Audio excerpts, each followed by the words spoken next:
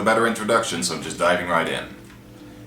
This is probably one of the most obscure games in my collection, but one with quite an interesting history behind it. Way back in 1998, the Dutch Stibot, Stichting Batterij, or Battery Foundation, actually gave out copies of this game if you handed in 15 empty batteries for recycling. Quite an interesting initiative, and a successful one at that, as they ended up giving out over 220,000 copies of the game. Me and my brother actually handed in 30 batteries, and so we got 2 copies. One for him, and one for me. So what's the deal with this game? Let's check it out! Battery Check is an action game with strategic elements. Agility is the key, but you'll have to frequently think as well. Everything revolves around batteries and the mechanisms they power. When the batteries are empty, everything stands still and you cannot progress. So it's up to you to keep things running. Sounds like a metaphor for real life, doesn't it? Battery World is full of danger. You'll be squashed by stompers, get short-circuited in the rain, sucked dry by energy suckers, drown in a pool, or just die a slow death from exhaustion. Ooh, now it's getting nasty. The boss sends out the energy suckers to drain you. He happens to be nuts about electricity. Electrocution is something he enjoys? But there's a line between what's enjoyable and what hurts? This is a family game, right? Well, upon closer inspection, it turns out that one of the companies behind this game's creation was Dutch animation house Hoochie Coochie, who were also responsible for the extremely surreal and suggestive Amiga animated series Perno the Perno. Upon watching some episodes on YouTube for research purposes, I came to wonder how this thing ever managed to slip past the censors, or whether there even were any censors to begin with. Ik ben Vulva, de moeder van de kosmos. Kom maar bij me. Nou zeg, het is hier helemaal nat en warm, maar eigenlijk best wel lekker. Ik ga het pakken, ik zal het krijgen. Spring nou toch hoger, ik ken er niet bij.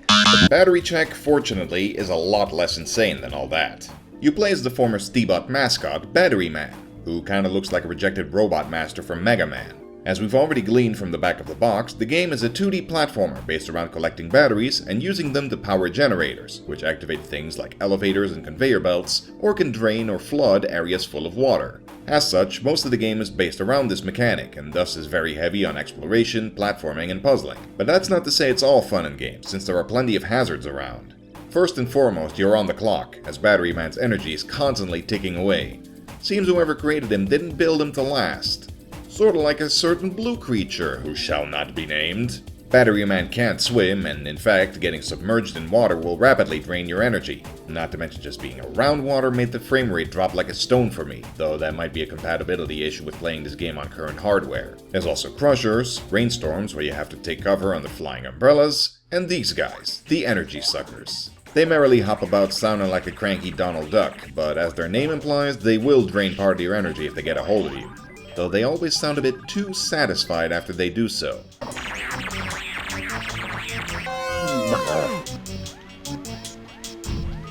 Since you have no way to fight back, your only option is to avoid them. But in the event that your energy does get dangerously low, you can find these gates that you can pass through to instantly recharge your energy back to maximum, in the process giving Battery Man one heck of a workout. However, getting to these can be tricky, since as your energy drains, Battery Man will gradually start moving slower, to the point where you might not even make it to one of the gates in time. Come on, Battery Man, you can do it! I believe in you! Keep going! You're almost there!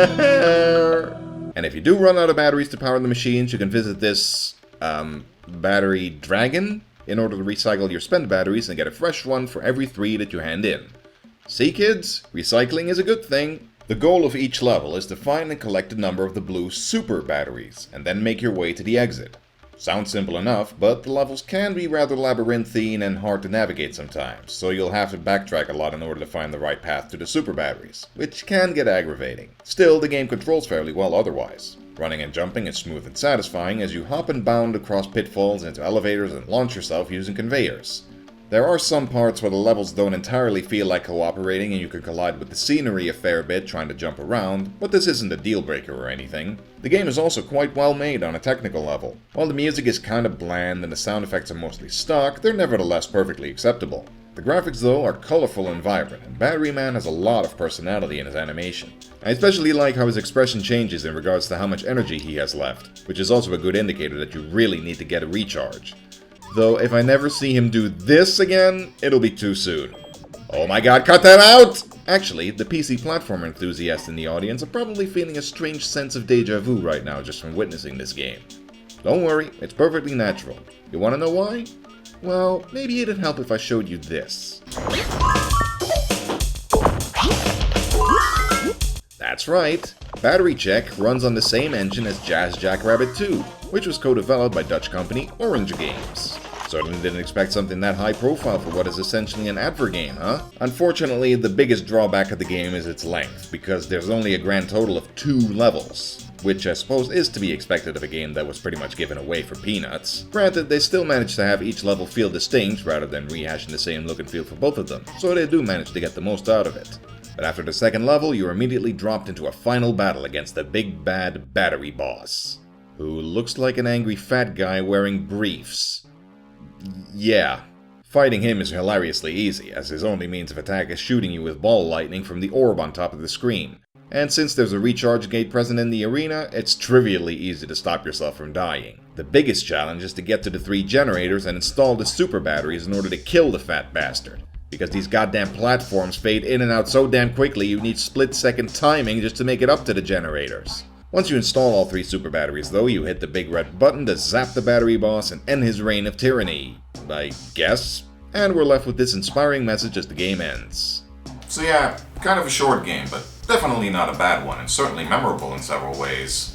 Obviously it's a bit hard to find nowadays, but if you Google around you can probably find a couple of download links if you want to give this game a shot yourself. Now as for me, all of this reviewing for the past couple of months has left me a bit fatigued, so I'm just gonna pop off for a bit and recharge my batteries. Aha!